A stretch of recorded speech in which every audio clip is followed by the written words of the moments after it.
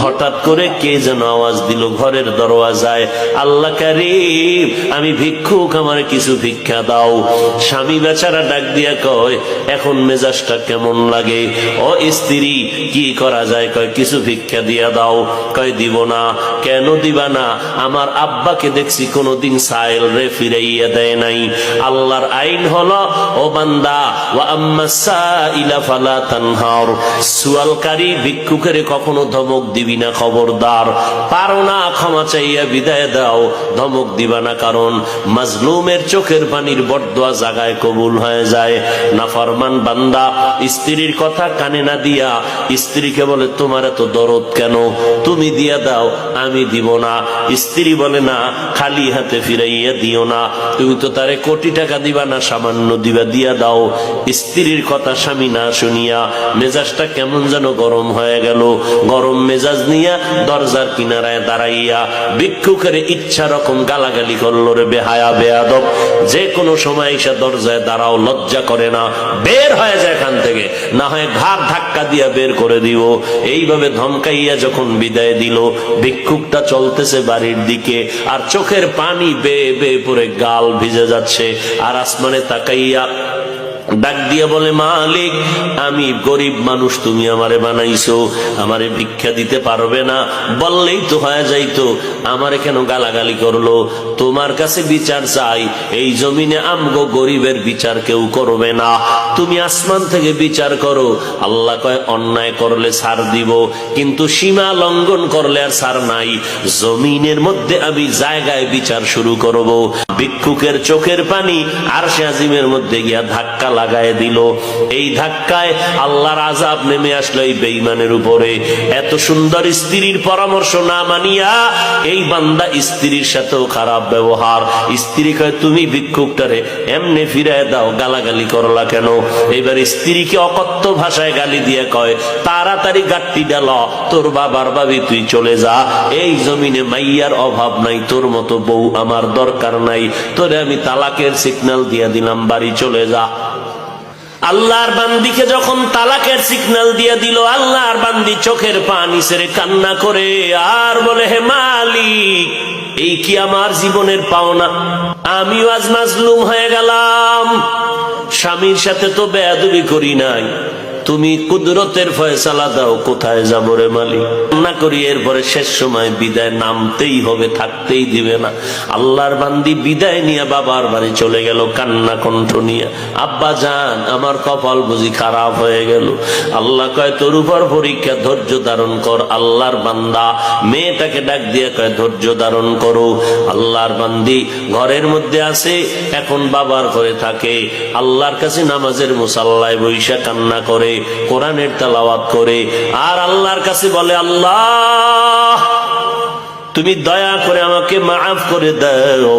আর একজন জীবনে যদি স্বামী থাকে, তুমি নেককার স্বামীর ব্যবস্থা করে দিও আল্লাহ। 1 বছর পরে অন্যত্র বিয়া হয়ে গেল।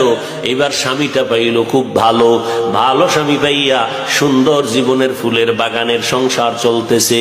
একদিনের ঘটনা ঘটতে লাগলো, ঠিক ওই ভিক্ষুকের ওই জালেমের বাড়ি বসে যেমন কথা বলতেছিল, দুপুর বেলা স্বামী আর স্ত্রী খানা খাইয়া মধুর আলাপে ব্যস্ত ছিল, হঠাৎ আগের মতোই দেখে বাড়ির দরজায় একজন ভিক্ষুক আইসা ডাক দিয়ে কয়, আল্লাহ কারীম আমারে ভিক্ষা দাও, আমারে ভিক্ষা দাও।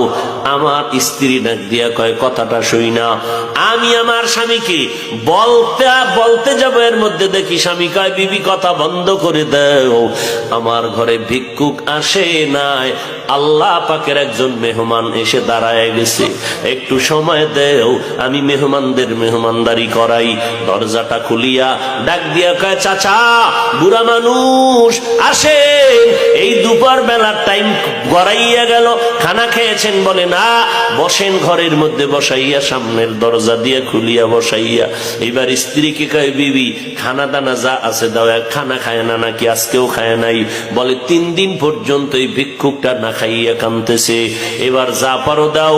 ঘরের থেকে খানা দিলাম, খানা দিয়ে ভিক্ষুকটার সামনে বসে বসে খাইতেছে। আল্লাহর বান্দি হঠাৎ করিয়া অজান্তে পর্দার আড়াল থেকে একটা নজর ভিক্ষুকের দিকে পড়ে গেল। স্ত্রী একটা নজর তাকাইয়া দেখিয়া ঘরের ভিতরে গিয়া এবার চোখের সামনে কাপড় দিয়া কান্না করে, মালিক তোমার কুদরত দেখিয়া ভয় পেয়ে গেলাম। স্বামী বেচারা ডাক দিয়া কয়, বিবি আমার, তোমার খেদমতে ত্রুটি কয় না, আমার কোন কথায় তুমি কষ্ট পেয়েছো না, তো কেন কান্না করো? বলে, ভিক্ষুকের দেখা মাওলার কুদরতের ভাব আইসে গেছে, কান্না করি। বলে, কিসের কুদরত? ভিক্ষুক আসা তো কোনো কঠিন কিছু না, কি কুদরত? বলে, ওই ভিক্ষুকটার চেহারায় সামান্য একটু নজর পড়া মাত্র আমার যেন মনে হইল আমার আগের স্বামীর চেহারার মতো দেখা যায়, আমার আগের স্বামীর চেহারার মতো দেখা যায়। বলে, বিবি তাই নাকি? বলে, হ্যাঁ। এবার স্বামী বেচারা ভালো করে তাকাইলো, তাকাইয়া ঘরের মধ্যে গিয়া কয়, হ্যাঁ মাওলা পাকের কুদরত। এরে বিবি, এই স্বামীর ঘরে তুমি ছিলা? বলে, ছিলাম। বলে, কতদিন? বলে, দীর্ঘ বছর। থাকার পর তোমার বাড়িতে কোনো দুর্ঘটনা হয়েছিল নি? কয়, হ্যাঁ হয়েছিল। কি?